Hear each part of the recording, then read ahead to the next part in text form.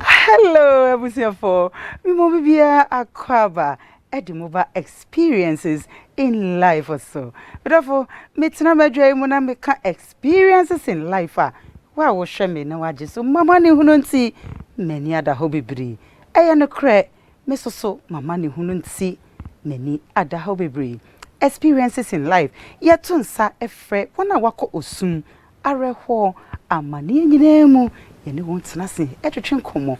anyone share one life experience and also say one na brabo no o starting po na enko ye kura na so ani nyakopon anyone adi ye no anyone nyina etsena se etwetwe nkomo na kai say your WhatsApp number no and one that will screen so no 0244 605647 0244 605647 demo misro emphrasis here adwinkyere bia fa mayen ewo WhatsApp nyakopon onkoso nhyiraw onkoso mo ho ban onkoso nya okasie ade da wakoma so nyina erade wonyama wate ye seda ne da onya me ho bre wodo nyakopon onkoso nhyiraw dodo nyamira wate I love you ye jefas bedofo apomuden fie die eye jefas pe ene betimi asiesiu jefas we yare dom nyina free me so wa mama yo basima medofo a wo hwe me se wo yo ba na se wo pese wo yo ba mapa wo yo ba sima dia eye jefas mixture pe ene betimi ama wa yo ba sima misro atinka bone anasa hepatitis B yare concrete biat na wo so abirofo wudi achia wunya no aduro die eye jefas mixture pe entena se na wo yo ba ukunu ana boyfriend untramfo wachi esanse jefas die ebesiesie wa himfie ho amehwa ye hwehwehwam ne hoso be ye de babia wo bia no eye jefas na aye be man so dia jefas P capsules pe and me comfort e dia ma be ma okọ 1 minute ni 2 minutes dia me mema no mu hu hia me pa yi enu nti na da ne da me tena se a me kam asem no so yo ba eye jefas mixture so ye be man so dia eye jefas P capsules baby a obi a no pomodin a nakọ odie se ne be ya aware ne be ye de wo empana twie ni mu no e be ye de eni je bebem ne bibi papa bi efrim ediaba tutu america won numbers no e na e twagu e wo screen no enim no omodin ana fra won sisi a tutu obi a wo petu bia medofo ye de bebro wo pesa mi ankasa na yas me de bebro afa uri a ye anom die a chese me na ya asede egu mimini mu a ekoyo anum dia yare bi anim anum dia me se unya obrodra eno ane se wode boso me rofo ba bia wo bia no eye angel beverages angel drinks die bia wo bia kona kwaje odie wate na uri a me se die ma ne mema nyina age atum ya donko next level ba bia wo bia no rofo etutu amerika na kwaje odie na uri a angel energy drink say wabre anasa honam etwetwe wo de bomodin a kwaje o energy drink a caffeine bi anim nanom na honam no ensise ho so medofo ye mitiri eye cute cat palo medofo baby a obi a no se benwi papa fie dia aprema afo nwi dia eye cute cat palo ono pe enu biti nyesiesie wutiri ho ama woye eraba baby a wo bia no wo location no e wo Abeka Junction ne so ho no mo ano tutonwika na ko de yensiesie da wunraba ye no NCP na se banentarie mu kenkon de a ahofama papa de a eye ladies in collection minua ya Yankopon hira wate seda ne da mama ya hofama edimu na minraba ye no ECP bia wo bia me dofo wo numbers na etwagu e wo screen nanim no bia wo bia no e ladies in collection pe ene bitimi ama ahofama a obeye kama na furniture yi sa wo hwema ha cha se nansen die we ka se asa nansen na ya furniture yi asa ne setup na sesa in fact ehu anika enimonyam wum say we dey different level kra woni challenge e wo ba bia eye papago furniture papa go furniture penny betimi ama o furniture e ho tse na hodin wom Israel baby a ubia no won location e wo Kisema Junction ne so ho no mo a papa go furniture na woni challenge e baby a pomodin anafa won numbers no baby a ubia no e mi see delivery no e free promotion so eguso e cost din o de okwa no ane say obebu midin papa go furniture na any challenger no challenger fa number ne sisi a me do foi afa wi a the boy fashion jewelry say baby I will be ano e ba ne jewelry papa fie di agudie papa dia ene e the boy fashion jewelry rofwe ensemble tena he ase wonim e ba sesi a ne experience a wo ba benya adesua in fact wonim say you show we die ye tena sesi ya ye twe wadwen asisu say wo wani da so no ensign baby abrabondi wa kodro bia no kai hu se nyame wo mere papa bi edima wo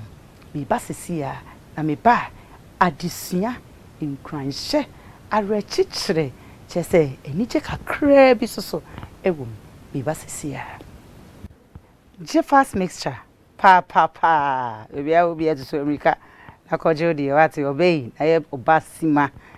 na ye be ma soso a why bema mapa medofo na me kai o say fabric center or Accra Rollins Park ai opposite one mo a obema fabric papa ama medofo ai why eraba kama dodo bi a upe to bia no kona kwajodi afi Elma collections so say medofo baby a obi a no so pimpam ntare kama e de ma odia ai mi ankasa me bra yere no Elma collections obepam nice beautiful dresses e de a show so and a Rocky Text clothing or no so Mrs. Sister Penny Sister Ruth or no so be pam ne kama e de a show baby a obi a no but modern na hwehwe wom ai e wo on social media handles no but of say yen sayimri and na misa kam yankasa me nua baby wo ha say ya o se wa bre ye e wa brabom to person ne be share ne life experience ai your friend Desiree edini de emudu and then am say me tra Desiree so say disagree you ai no yenene ba betwetwe na brabom enkomo na misa kam yakasa ade nyina my handsome papa Apostle Solomon sorry sakodie papa menemu ene obeboy ene no enye easy e wa ha say kura papa we ma kwa ba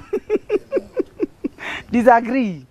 and I Desiree was a Desiree okay ene ye pese oni yen a share or life experience. Currently, the kind of my baby free, we are school, which you might ye, baby a brabono edo start ya, and they may edo be doing. Okay, me dindi Nancy Yagbenu. Okay, me I beni. Okay, but busy wo Accra. Okay, but me home me coffee. Okay. But me go school so I be him for side but me free voter region if we be Sokodi okay a whole road okay on me free okay yeah I'm busy wo Accra no say okay and I'm go school so Trust Line Institute and o Madina UN okay ti me wie Jesus no e ho na me koye okay o wie Jesus abriben na oh yeah me could I check okay. Like me as 2018 okay yeah me as 2018 oh okay yeah but me just as but na fie kakra na me call SS oh okay o call SS when him fam Trust Line Institute okay yeah and I mean admission to the university okay. Which is IPMC but then that was like UPS but say IPMC oh okay by level 100 you know na me realize say oh me ko bi ejuma me pesika into me ko junior high JHS no and I call senior high na me call senior high so esa wotoa so e call university no and na wo ankasa wo so wa pa ba na say ebusua no na ntimi antoa wo so oh ebusua ni de sincerely obian antimi antoa me so okay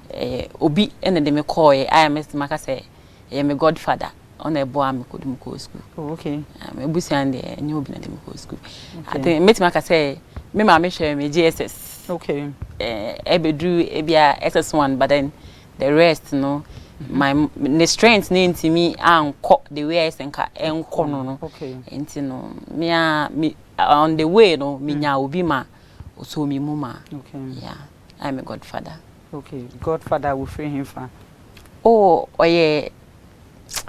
crying. Okay. But then he have so like man we share Godfather now. Yeah, me nam share me Godfather. Okay.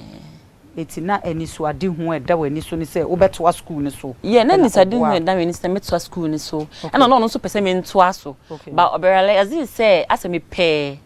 business more than school no. Okay. And so I just say okay, so pay business more than school ne dia. And yeah, them me push you ama we do baby opese wundru. Oh, okay. Hasani pana oye umpana na se na Dabi onye mempena unama na ushia no also me ya oba idea obeti me shia obi na waka say oh what do you do for living and all that na ebia waka de oye nti ebia se ton asuma obi o ha ton asuma obeboa o obi on so a o hye na say one kasa we need a vision of say obeboa wa ontimi mboa o. Okay, yeah, sure. Nti no uko school ni drum na akasa uko ye na ujae utoaso level 100 mi konya admission mi kotia bibia. Okay, eno so papa na eno mpatwan say oboa me fiti mi wie SS no ba uni no, but then me ankasa na me pe business. The issue is na me pe business, even me call SS me call university kra na I'll still do business because na me pe business. Me obi na me pe quick money. Quick money. I really like quick money. Ade skabe na me old school ni na no na metimi ye kube tofe. Okay. Me koton must ye ma breaker ma koton hand na me ni breeze kan kete nti me hu se ska no se me jaina me ye business na ebeboa me. Okay. Yeah, nti me ye business na enimu na me didia na ko nanim so me okay because me hu se school ne kra me kwa still na me no me business because na business no me so. Okay, so as at that time na ushia Godfather na otwa school so na so boa no na parents e we himfa we busuya o ma me no papa. Okay, me ma me ne papa omuja aware at the age of time ben now where do you say oh and me to mention because ya wo me na no muja aware. Oh yeah, ya wo me na no muja aware nti me kwa me papa de me koma ne sister oh boase nti me kwa aigbe no me nheda nko e oboase na menyini ye nti I'm more of the tree more than ewe no because de me nkoma me auntie wo oboase sata na wo ma me we himfa na de koma wo auntie wo oboase according to me o say papa amboa no e na okoji ska no ho e de atoko kwa ma me anom ne ade na one no ntokwa on say awari for de ntokwa na o say mame according to mame o say odibufuo si me nti odibufuo si me na papa nso say okay odibufuo si obadia na ode me koma ni nua ba o boase nti oboase na menyini ye nti say me auntie na otete me no so onu na enwu anka me nimpo say me o mame o papa o baby really nti onu na ewu ye nti owu ye no ye be ye no na me mame be fa me e hokwa na me di hu say oh this is my mom. Nti na me kwa me nimpo say me mame. Okay. Yeah. But na me nimpo say me mame. Nti na mama hu say oh I even have a mom somewhere. Nti na me kwa me nimpo say me mame. Oh. So na feeling no at the same time. The feeling time me di hu say oh ti me mame so all this while no. So na me o mame kra bi o baby but man feel it so hurt because na me auntie na me tena ne nchen no. No owosika pa. Oh, okay. Because not nikuni ye juma minds. Okay. Nti no owosika pa. Na car na de me ko school, car na de me ba. You know those kind of luxury life no. Okay. Na me live be. Okay. E wo boase. Oh boase. Until say owu ye na me ba me mame ho no.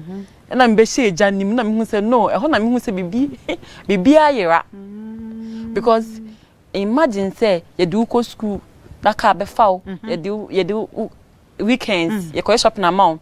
you do nam ha na say oba o ma me ho na say be other single room na uni nuanum nyina wo single room mo nuanum say yes 6 o ma me ma one mother one father and I say so okay ye 3 no me na me toss 3 ye 3 no ye papa ye baako okay and na me chi ba no so papa ye baako okay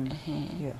and no imagine say waba ufri story building be third floor na unkwa na wada no waba na so you living with your parents unuanu mo ne o mame and that single room you feel bad, you be like hey 90 luxury life na me living in no na my babet na we mu but we wuni nti no that time no wedding fee say only say me say dwane kra ko boase baako okay that time no wedding fee say time I want ni a free ma o san back to ma me ho no wedding fee say na me be 10 11 years 10 11 12 years yeah so me twantra 10 11 12 years okay into 10 11 12 years no and say I don't me free baby say na ma babet na into that time na send a come out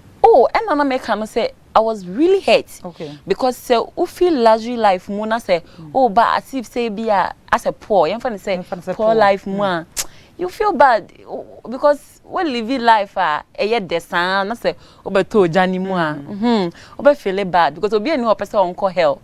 until obe feel bad obi a person onko heaven until eba na you feel way until eba mama na me nya insecure but nini na mu no I was okay because I am mama we den ya I am mama okay mama start time na him fine cry ha na say krom there be mama the whole life nini na campo we living in Accra more than okay into from Boase no back to Accra here me back to Accra okay it was so say dwane e ko back to ma wo dwane because me ba mama ho na me hu ni say enye me mama asa omo de na bre me omo de me abre ne keke because on say obi a when di mechi no that kind of mother love no wasn't there until no e be to say I say ya sad ya chimi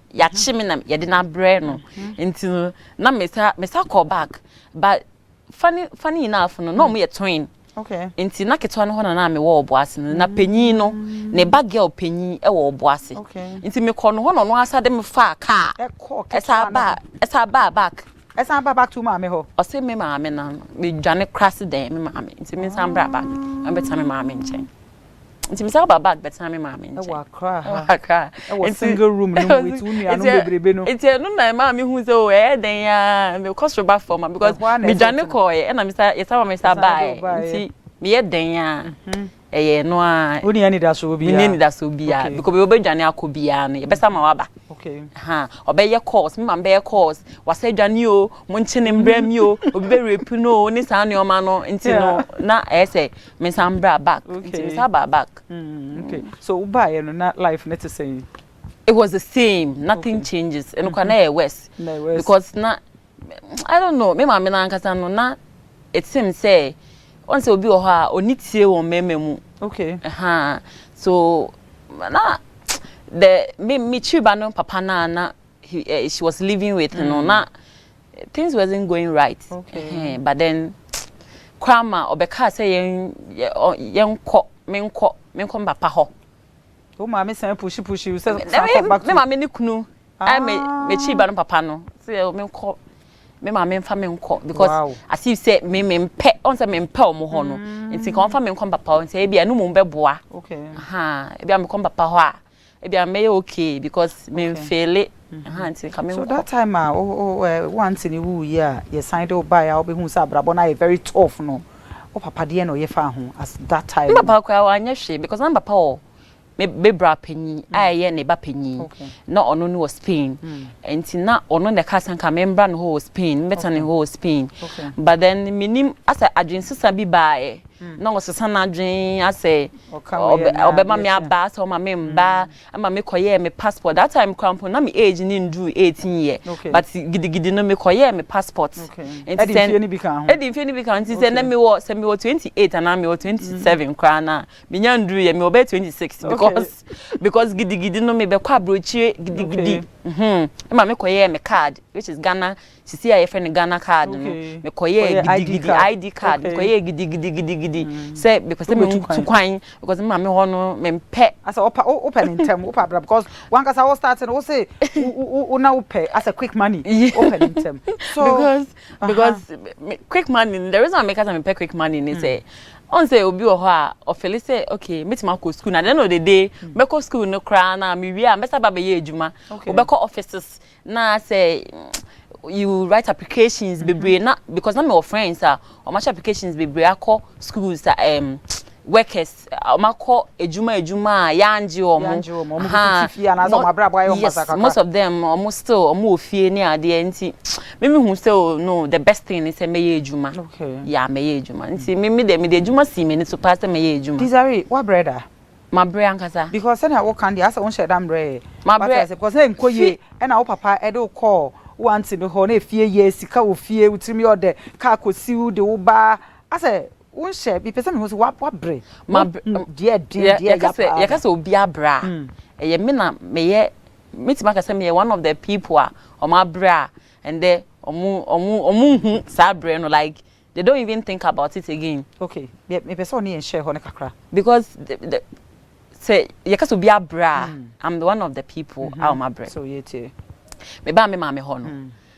na conditions were very bad edu me dwane koya me saba no be hu say ye den ya there is nothing I can do okay. I'll still work into no then na me buy so on say a class school no though a chrome but uba in cry a different the kind of level I now want it will be different from Cecilia okay into me buy no me sa ko mechi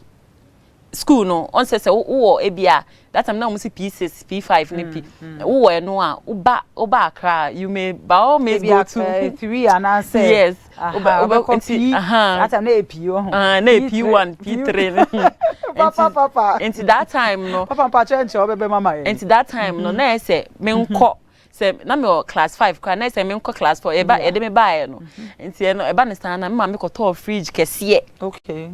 okobo be say ko to fridge kese o okay enti eba ne stand na odi nsuo o ma mo feli nsuo gum enti mechi ba no ne di serum nsuo gum say ice water no ice water de obonkruwa such obonkruwa enti sachets anase bonkruwa de David enu de mambeto okay no de mambeto na me pure water no okay enti no odi gum omo feli ni bebre enti say free school ba na me ni mechi ba ne serum na ono akoyi bi na de ko echima na me so akoyi bi enti adenta barrier suansuo ni sa okay enti one day so fu be ka jam say wo you can't scaffold more Ghana ha you be one of the people wow sasem ni Thomasum na me say oh wow me skeni ene I receive it ene me bon pa say me skeni sa nti me na e wo madwemu say eye den me skeni okay yeah na wo madwemu sa say me kosoba from me skeni se manye onabukuku otia me obi foforo nti na me say me skeni ene na me papa doctor papa cho baby a obi a nchi akase emfa nkoma opa ichi CEO ene ejuma ko from penifo nyina nya me hra nti na me de wo madwemu say eye den ya me skeni manya papa me Dangote manya Dangote me Honorable Ibrahim nti na me de bia na o madwemu dream big me dream big say eye den ya one day me skeni okay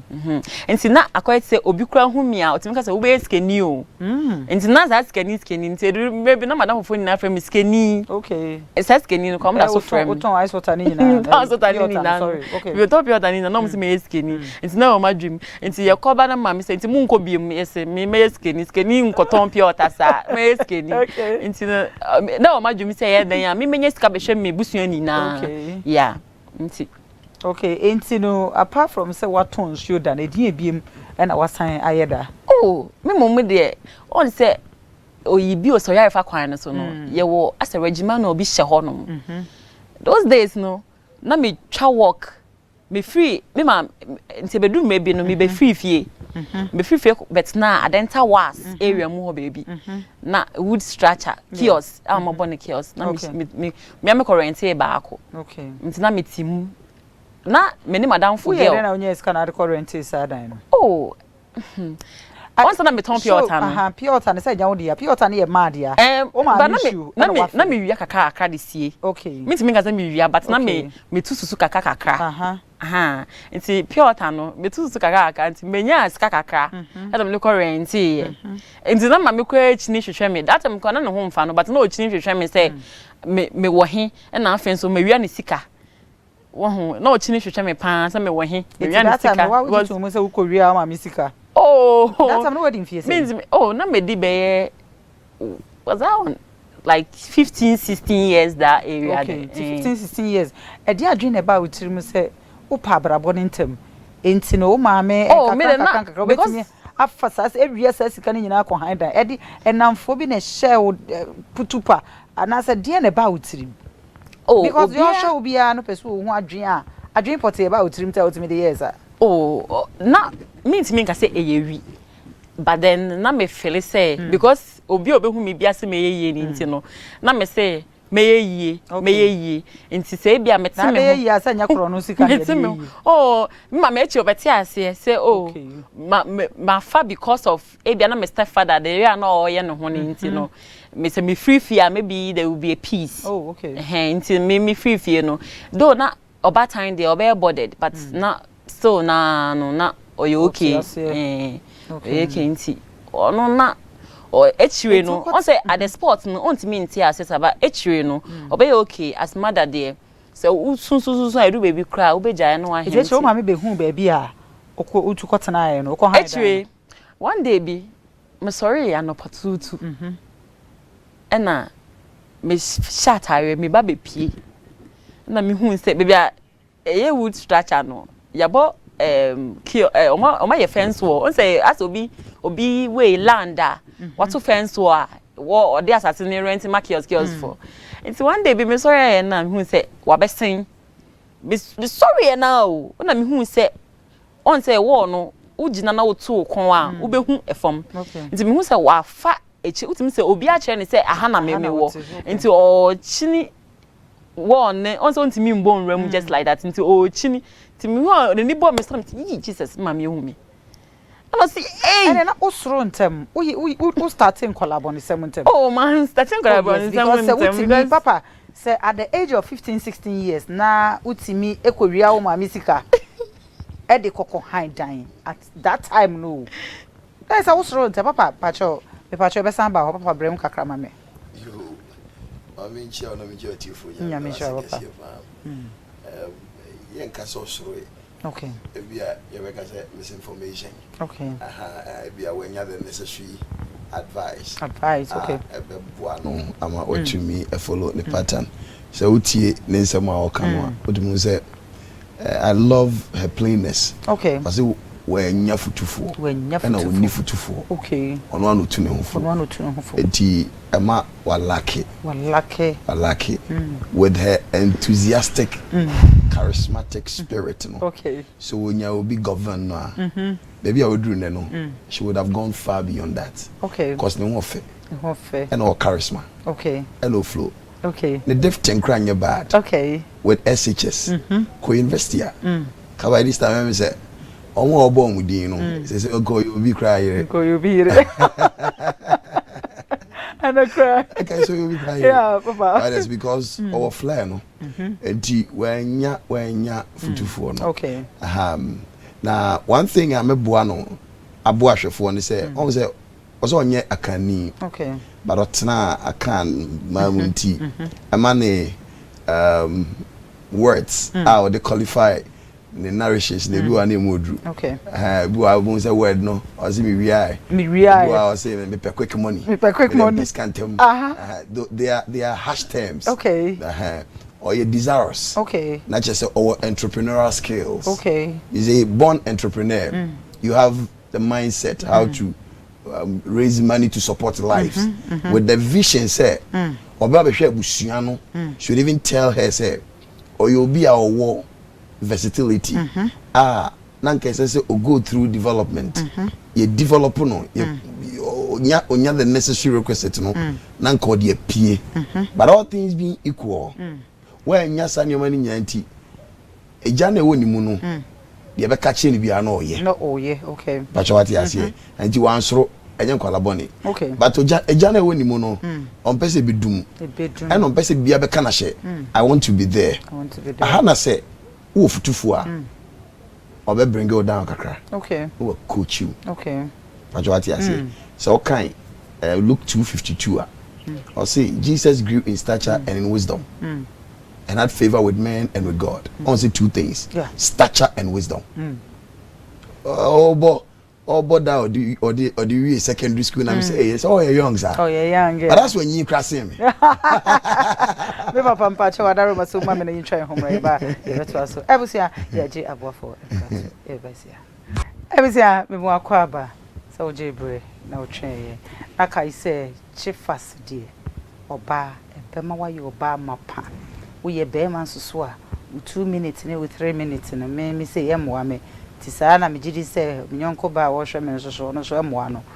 internet so chifas p capsules body na kwaje odie Mirofo yare dom bia tena wo so ache ne edi wunya na wodi achia na wunya no aduro die eye chifas hepatitis B anase malaria diabetes yare bia yefun yare che se yare bia tena wo so ache die na enko no mirofo eye chifas mixture pe na ebitimi atenete e di amount afi uri a papa go furniture se bebia wo bia no Kisama junction ne so ho a promotion no eguso koso dendendin to America na kwaje odie ban office chair office furniture ananso say dining table and patch say bibia e fa no furniture ho die bo modin ya so be kwaje odie e wo papa go furniture wo numbers no na etwagu e wo screen no enim no bo modin bi si baby e kubia no delivery no e kwa ha ni Dubai kra e free bo modin ya na frɛ wo nchia kɛse enkɔma me ankasa ma de nyina ɔhene wa papa bi amenes ye mi gina wa nem echia nurse fo a ɔmo ache wota nyina yakopon nkoso nhyira wate nkoso onye okɛse pa medɔfo anom de ɛyɛ angel beverages pe na Ghana krum ha ni abrochiri bebia de yachi atum bebia wo bia no wedding ana occasion bia a ekoso bia de enkola no school drink de just angel beverages pe and a bit me amount drink papa no ma e hote na yare dum bia innim therefore menim just love beauty parlor and I menim kama baby I will be no just love beauty parlor e wodome opposite FBN bank no ho omodin anako na ontwu kama entire papa fee so de ladies in collection pe and a bit me aso atare ama waye raba ahofama de baby ba kope ladies in collection literally a cute cat parlor made for one numbers and etwagu e wo screen nani no bomodin okay sweetheart na ukasa wabre no apart from pure tape and na oton ya ususu say wabra na David manton pure tape o okay because na mama chinchi na mo so okay yet once it's na dental station e ho na efie na e ho okay nti me mama so chinchi nam no kra no enyumre mene mechi ba no na mene na enyini no na mene ne na ni di nsemo nti ono na mene ne yekotena ho nti ebi o ama me onto ono watena hospital no pasa nti na ebi oya na oja amaye ye free school ba ne enso yakoto aso so munya nto ya etimitena ho na ade asa ne ewibi so obi amaya ne awia ne abonso eguso ye drufia na obi sai ahina ya ton na because ade na sa enso no because scam my is that time nchinam ni sika no so na mu wiewia ne ye de kaka save because se ton ebia 100 cedis a ye de ebia 2020 and I said 15 na mene ne ye because anya ne sa ye disie ebi ho ye ko school ye nya enough money na ye pe no nti se anya ne sa na ye kwa ne yenso ngofo money yi bia ne yenso etimi ye yi bi nti na sa na enti enkomra nyina asesi a abrabo mu tisei enya that bad because me feel ho no krampo no me feel no krampo me sa ko ye ejuma regima no me ko ye cleaning ma obi broni bi ne nere kra na de no e Ghana ni but na o be ma ne yo broni but obetua me kakra no na ya asem bebre ontimi ntua edu e month na me ye ejuma fiti we sabisi month edu month na so ontua me kana na ada ne asem and so into me abrabon it wasn't easy like that tough but nini na echi nini na me si me into na it is that time I was akoye obi adwuma broni na adwuma no na saa dan na wakọ han no na eno so akosise ho sem na enye dan yo na ye kiosk na enye dan that was wood structure into na ye kiosk into enye dan it di adwin na ba wotirim say just say eno ho na mpese papa meti ase no at the age of 16 years I mean menti ase o say single room kra na one o ma me no papa no nua no mo tata so kra na normal. The reason tools I say we are say sika no na fa kokko han sa kiosk no. Obi antu me fo. Okay. Me onse maka say obi antu me fo. Matias ye na ho no hia me nti na masa abo hobi mu. Obi antu me fo. Me na me save ye na me current ye. One na save but adwuma no so nya wo dia. Me na me okay na me kakakakra. Okay. Na wo kasa wo maame echinchin ya na im say dem na ohwehwe ba bia wakotena wo za ba. Yeah, na ohwehwe bia makotena. Nti one day me see ye na me hu say wabesen. On say e fence wo bi nti me hu am ish maame na e besen. Okay. Ohun we no see yes nam. Nti wuni. Nti o kan say nti wuni no. Na me see me tiase. Okay. Nti me see me tiase no me chair ni say gate ni da nti on fa the side na ombra. Nti obai. No since dey pan e hawa nti umba fie. Nti o kan am so me because of my stepfather nti me mba fie. Oh, okay. Nti me mba fie biem. Nti da so obe ma me akom papa ho ana say wetin kiosk ni. Ana say me kiosk mu sa because me mba fie. Fie pa de me mba. Ana papa nso no onye na adwen say me mbra because na me bra panyin so dem papa ko Spain. No onye na adwen say me mbra. Nti no na onye na adwen say obeje me. Okay. So say na in all no abrabo mu to say. Oh, it's not that bad. Okay, say me juma. Me workshop me manage. What shop be? But a cosmetic shop. Oh, hachu. Me manage. Me tunto enwi cosmetic shoes, bags, hair. Ye beautician ka crowns one chain. What me age shop kese? Me ti shop kese. Etonwi. Cosmetics, bags. Bags. Bags dem pon dey shape no. Nka say dey ba. Mo na mo de me anka say na me dey ba. Nti eno de obi ope bibia obenya bi. Me na me dey ba. Nti wo ye den na wunya asa sika yi. E de kwaje shop because enkran shop papa enya asam ketu owu. Etimi aton we kakra. Say me free baby na ma be do baby. Nti me na ma save. No, saving no adwuma pen na wo ye a utimi save isa sika no. Ye pese ye hu kwan afa so a wo di nya asa sika di bi shop no. Oh, me shop ni de. Yan pese obe transfer because sanya wo kasa time a wo ton mama enche na mo ketenkete ne piote kura za atara mi wiwi kakra na onya sure so obi sika da ho papa bi sika da ho na wakwa. Oh, me patcho there bi. Okay. Okay, so aya na most of the people obi o ho hu me office say be a politician bi na so mechi and I say because most of friends and I say obi ordinary person quite make us say as if say bia because say bia we join party we nti bia we join party be oh mpacho ndem ntimi nka but then we join party we nti na bia we nya scan free her and I say bia obi on some most of omun na feel say bia codes like bia politician we this kind of man but me modern bo modern bo me modern bo bi oni me bia ni say me modern it will be and support will be bia ni nyina yo no asem we dey ante say papa bre mo kakra I say your numbers no enche bia e baby phone lines numbers ni 0244 605 0244 605 me patcho wa question bia e de ma Desiree bia no pomodin na fabra no mema no ho ahye kakra pa papa mpacha obere mu kakra mesa ba so be din ka say or entrepreneurial skills okay ni more din researching and establishing enti enye nwanwa say what you develop on how to this extent and on say onyankopon so bible amati ase say so when nipa boaboa no a obekọ nanim Proverbs 13:11 okay I say wealth gained by dishonesty will diminish, but he who gathers by labor will increase. Okay. Because of say all boaboanti and oguso konenim. Okay. Sesen you okay? Se politician bi tanechi na say onya sika pudo ni free baby a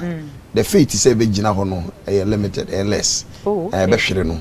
Because say dru baby a onya enso mu na no biu. Okay. Na enye hard work and na dru baby a odru no. Okay. Enti onya means no ensa enfa nya more. Okay. Or be twen say yemfa mre no. Yemfa mre. But we di ono ana well ode ni more. Papa so mama. Yeah, hello. Yeah, Nayas can person about program your family friends chat me ka say fi akra SEC. Me patcho you papa. Okay. The me person me can say. To say especially man. Omoba TV so na ubisa omusa question na ubisa in fact me de pa ye pesi ye fu de wo ye ya odinya sesika no ye adwuma be na otumi ye ya utime bua no because nkra ha shop ne boy de but omu cancer no. Okay. Then later no, after the show ni between no, one say na BBS, which is meaning I aware, the money be brave, interview omu can. Okay. But after us, one say BBS laying na who their course.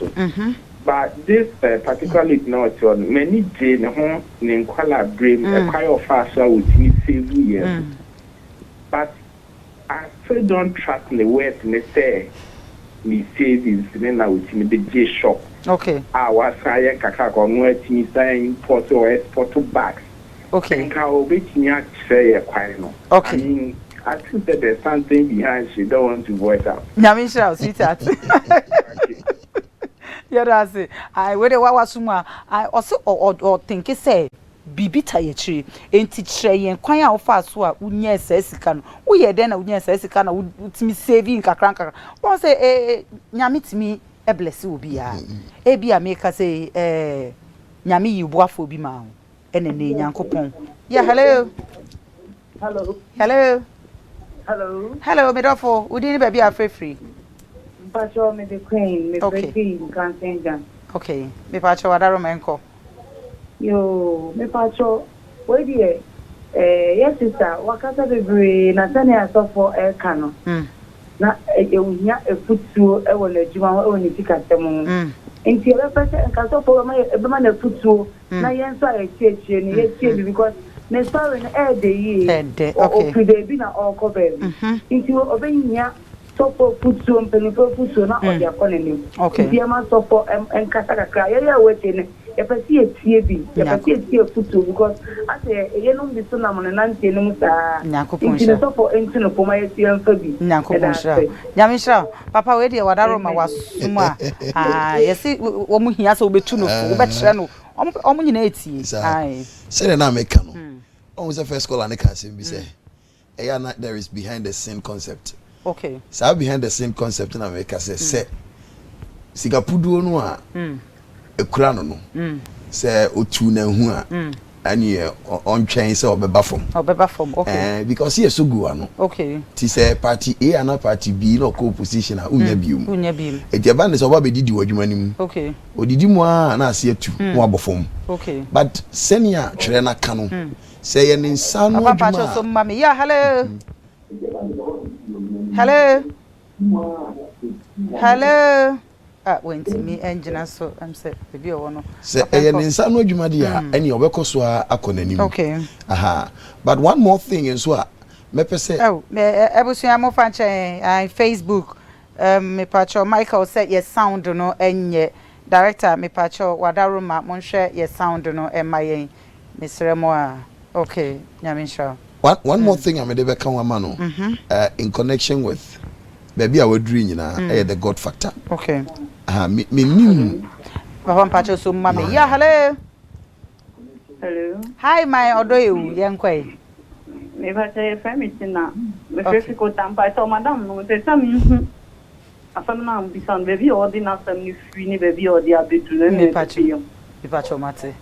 badaro man pacho ene de omo wo so pa because one sam na wo ka no one chire ma yes me lock ko onya scan free ya ordi afana ye pese me pacho mate wadaro ma yo me pacho papa pacho be ba so ezia ye bi so as be se be a wunya scan bi a start ye no adwuma be na wo ya utimi di save ye enya scan because we cleaning for how many years and how long na ko years are cleaning no my cleaning for me that time can 5 million. So 5 million. I just say, obey ye juma 5 million a month. Etumi akwaji shop. I say why we be 20 years and I say be 15 years. Oh me che. Okay, mpacho me ba so mama. Yeah, hello. Good evening. Good evening, my odo you. It's the same issue. Mrs. Say. Aduma be no ko mu ye de mis kana di dem shop no. Okay. Mpacho mo Nyaminsha aguna kwa my central region. Mati echi aguna kwa my fo nyina nyaminsha be pacho wadaro ma yesi emi sa wo say say collect nyina agina wo ne papa so papa yesi kan bibi fa kire wo ba no because ensam no ensisi so collect ne so say emi sa wo say adwuma be na obetimi aye na twans wetumi sebe wetumi dia kwaje shop na I think say utimu no enye shop ketwa because ye hwe just how we wusi go na enye ade ketwa shop be 300 million no say ahia million wafa uton wi uton cosmetics uton bags wa kra say bags kra wo kra na eba wo enti ye pese ehu kwan amfa aso a unya say sekande establish say ejuma minim se papa be kan okra a chetiefo a asa ho so oh me ho so ye da bi me ho na se bo se mo bo me but se papa be kan anokra okay so we business even they started from scratch from scratch because na me wo container okay and me movie me container me ton ye okay and me be nya shop but one kasa asemi anchire you na me container so na started from somewhere and I'm baby man sorry precover free bio and na che ya hwefo inti na me wo container okay but na musa me started with container small okay me ton ade o musa no kwa sisi na menya shop big shop no na ma expanding it to enwini bags ni ade first container no na me hangi glass ni mu na me hangi bags no ewom okay na nye chef sisi a udu onuma bags be braid every so container no wo mu for how long me wo mu kwa be 3-4 years covid time ni na me container ni okay enti say na afi no wama yati ase na enye ufitin ya me fiti preko pe because na wo kan won because mo bo me ntita ma mu ye ya say na wo kan won sem papa wo se wo kwowiawia wo bo ama me enchi na me oh that was then no company that was then cry asem kra be ma asem kra that was then na but echire no me am be ye ejuma okay me am be ye ejuma me ni nemu na me ye ejuma me ton ade wa ha na me kobo obi on shop ano na me yese nti that was then kra ma me de no kwa de me growing up no ma me time a ube work container ni mu no obi sa okwan ya fa so onya ska na se me on the way ma me be wuye oh so sorry 2014 ma me be wu 2014 nti ma me wu exactly next week kra na 10 years ama me wu nti ma me be wu ye ma me free mono we dey me farm way out kra so papa pacho ase mi nyina no me pacho brem kakra ma afa na wa treche ye mu ahwefo sa afa mu ate ase afa na enti ahwefo me da o se omo bo me nti omo bo me no ehun sam na me ma omo no Papa problem kakra I say oh ideas are the grow sika I'm just reading into her but ahwefo fan channel say onya kani enti ama ontimi express ne ho very well but you can see say you know if it is not 100% cry no from the expression notice we push be 80% okay yeah we are 20 there only a dance say na baby na buy but all the same you know the person me catch and say the God factor the God factor is very important baby I will drew baby I will call your share nim on say any enthusiastic spirit in the or entrepreneurial mindset no so when you the God factor number now sometimes and to me and calm down it be a unnecessary move be out and over which if a punch ready in fact probably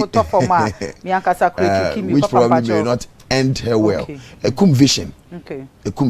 would desire too extreme I will say because we are money conscious and shall I deal with them I mean be fast na me hwe papa ya brani ntino me pesa me bisa say e pass and say woni nam for entem to say say nipa bia obenye sika anase mintimi nkasa menye sika but then obi o ha wo bon ho modern a ompe nti me momu de me nche da nye tu adamfo but e den ya say na wo start intem a wo soro intem kakra die asa me colleague am no mo start here no most of them area university most of them kwa any Ghana most of them are working and all that e den ya namfo nipa bi ben namfo ben e den experience na wenya afa namfo ho so far me madam for mo ben me na ye business madam for mo ben me ni na e business na me your godfathers me sisi ni de me your godfathers omutu me fo nti me shada ni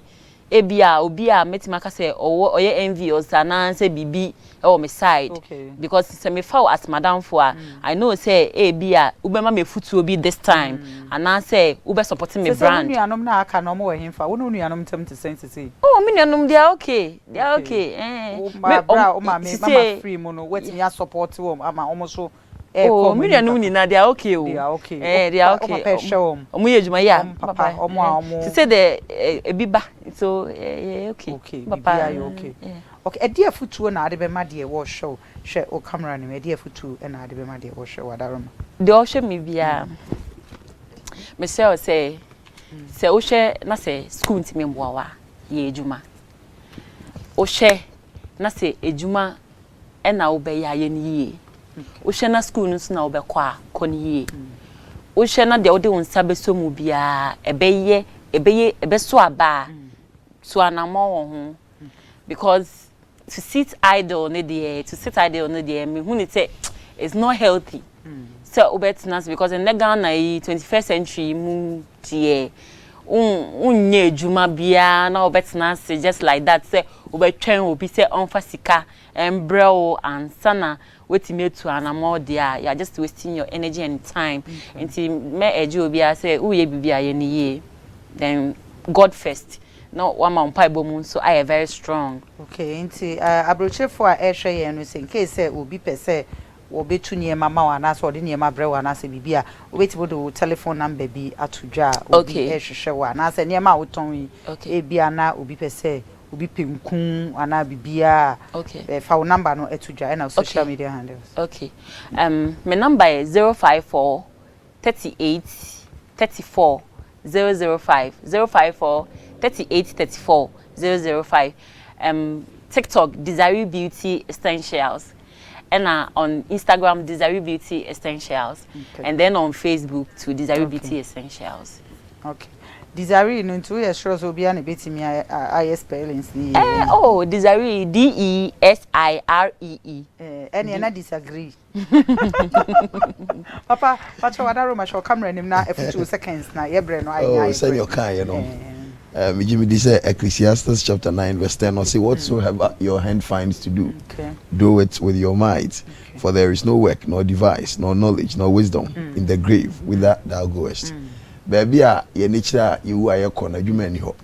it is your kind no as o die suku a ye don ho na ko erade ama otire ni bia afesu ade na ko anim enye pressure senia o ka no na efie enimwa no abra ne step ne anti-car baby and the man drop out from school sena a corner 13 yankoko ni school but because of hano and one chim guess what chim ebesa mana be chim sa me chim the situation and a man drop out from school and the mesre and yes e bia Desiree say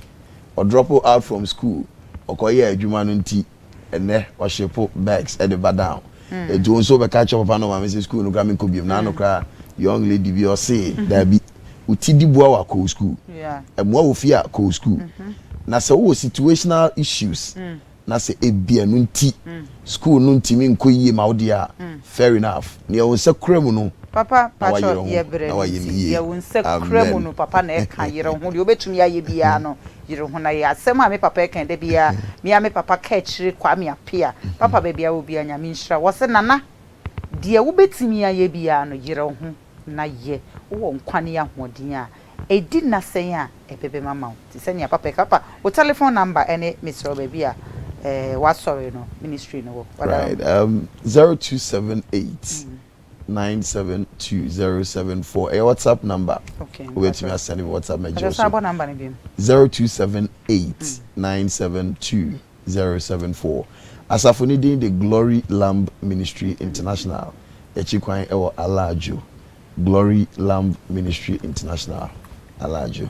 ofra ebejo so ya me sha papa say to safra wa but disagree Ponchira wate mbajo call us nabo kakra omo ma hweme amapa because o ma anya osanka o ma asem no o ma ye nti ye hu ba bia ne poma sibire no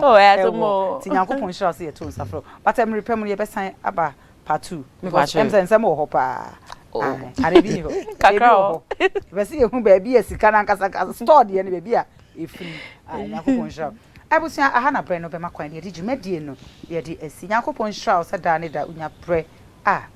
na hwe na mi shira wate wadwen kire nyina so ye da wase yakopon shop